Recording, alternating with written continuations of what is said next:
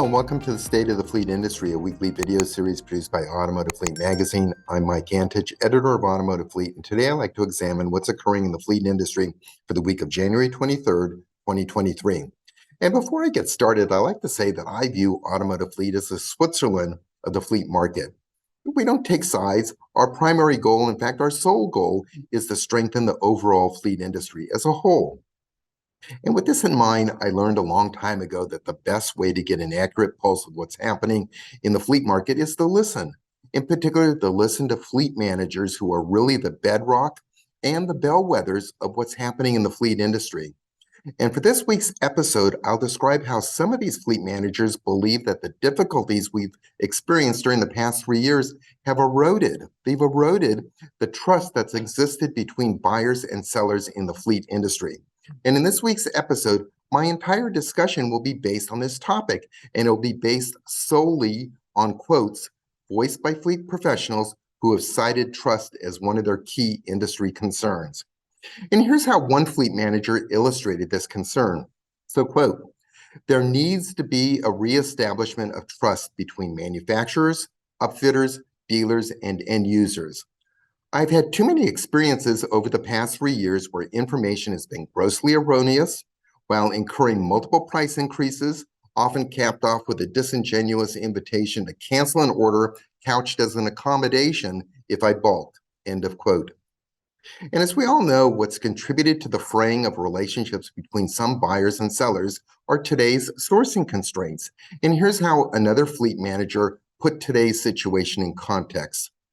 Quote, today's situation is often rationalized with references to chip shortage, supply chain constraints, fuel prices, but in the end, I have continuously felt taken advantage of, completely disintegrating any sense of brand loyalty. The question for me over the next year comes down to which party is going to change the narrative and actually begin living up to reasonable commitments and stop with the excuses, end of quote. And the sentiment is echoed by another fleet professional. Quote, I won't mention any suppliers, but when your people won't tell you the truth for fear of retribution, your company is destined to make costly mistakes. And of course, that goes for any company. Respect and trust are key factors in any successful business relationship. End of quote. And others believe that some sellers are taking advantage of today's sourcing constraints by not honoring prior price commitments, which in turn is damaging long-standing business relationships. And here's another example from a fleet manager expressing this frustration. So, quote, manufacturers and delivering dealers have absolutely no respect of past relationships, nor are they honoring price commitments. This is quite evident with the record profits reported by the manufacturers and the brashness of dealers who refuse to sell at wholesale, knowing that they can obtain thousands of dollars more by selling to retail. End of quote. And here's another assessment, but this time from the perspective of a fleet management company. Quote, many OEMs have lowered their incentive amounts or removed them altogether. We have come across dealers who are no longer honoring existing incentives. Well, I understand that dealers no longer have the volumes that they had before and they need to make money somewhere. It's leaving a sour taste in the mouths of many organizations. I've personally had clients tell me that they no longer do business with dealerships that have truly taken advantage of fleet buyers during these difficult times. End of quote. And I don't believe fleet managers are being unreasonable or biased against the suppliers in making these comments. They all understand that fleet suppliers are likewise constrained by market forces over which they have little or no control. But the concern voiced by fleet managers is the lack of transparency and the lack of proactive communication that they are receiving from some suppliers to help them better forecast when they will have access to inventory and ultimately vehicle delivery. Here's an example made by one fleet manager.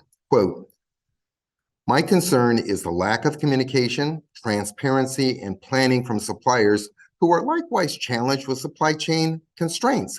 The staccato of start, stop, order, cancel, and changing deadlines at the last minute is disruptive to my company.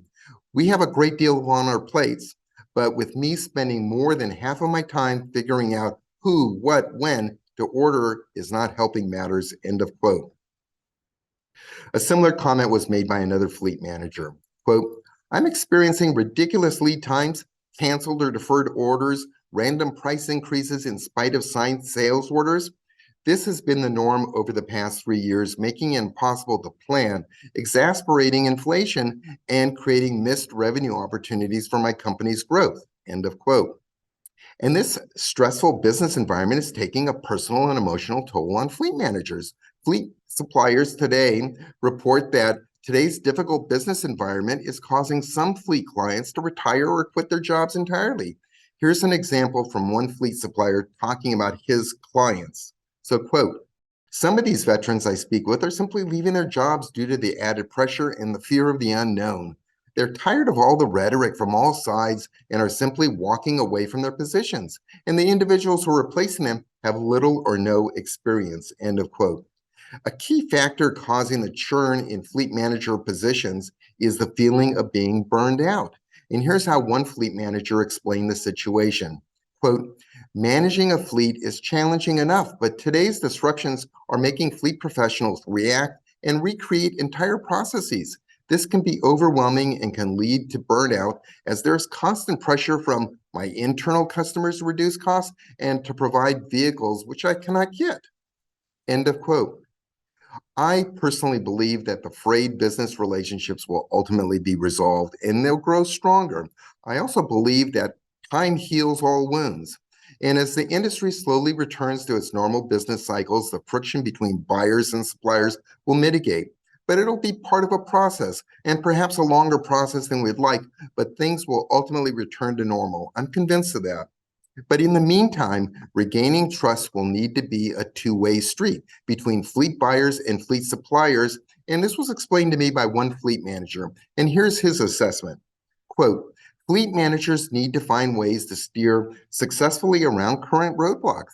The only way to overcome them is with a collective understanding of all the issues between suppliers and clients and to search for a collective solution.